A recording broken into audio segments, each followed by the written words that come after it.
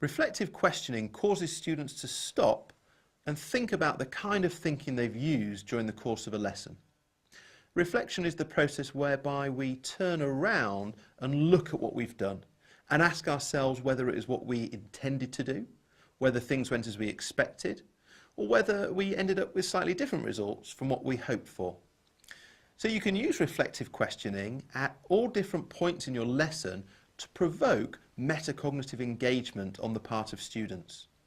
For example, you could start a lesson with a series of reflective questions which encourage students to think about what they did last lesson, the kind of thinking in which they engaged, and whether that was as effective as they wanted, or whether they want to do things differently this time round.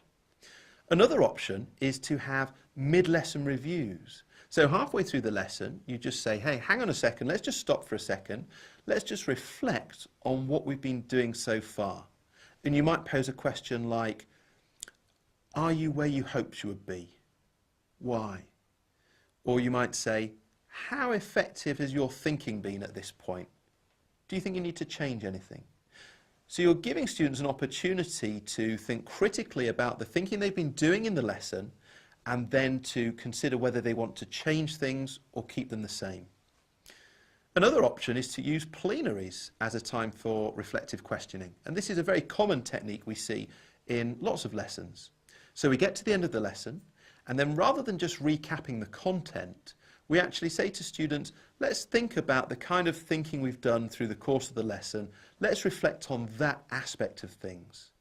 And it might be that you pose a question like, what would you take from this lesson and use next time?